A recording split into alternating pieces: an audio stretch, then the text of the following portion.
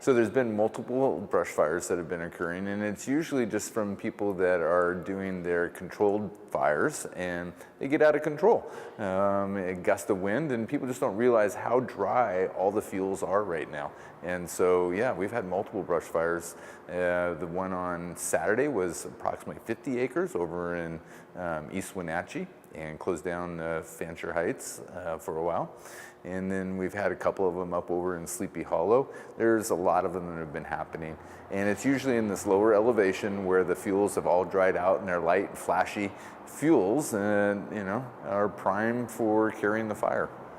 The last big fire that we had in 2017 was over in Monitor, and it was approaching over to Sunny Slope, and that was November 1st when it happened. Well, then the snows came and temperatures dropped, and so we didn't have any fires for a while. Well, now it's warming up, and the fuels haven't greened up yet, and so it's all the leftover fuel from 2017 that is prime for carrying the fire. And it'll decrease in our number of fires when the green starts coming back up, and then that'll all dry out and we'll be set for 2018's fire season.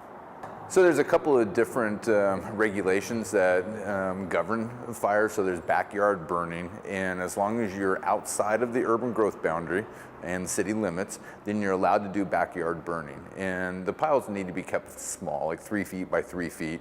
And you need to be there with monitoring the fire, have a means of being able to put it out, shovel, water, that type of thing. And that's what you see a lot of these small smokes around the valley. Just people doing backyard burning.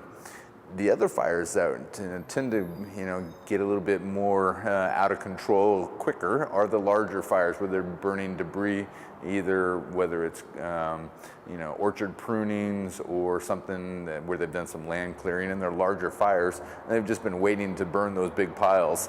And the embers go up, and before they know it, it's gotten out of control. Yeah, call your local fire department. There's different fire districts within Chelan and Douglas County, and call the local fire department and ask if it's okay to be burning that day.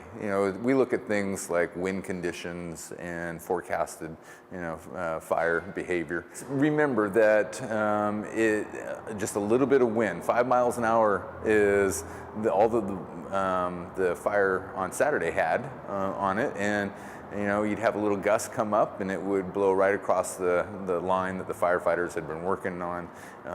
It doesn't take much, and so you have to stay vigilant, stay on top of it, make sure that your fire does not get outside of its contained area.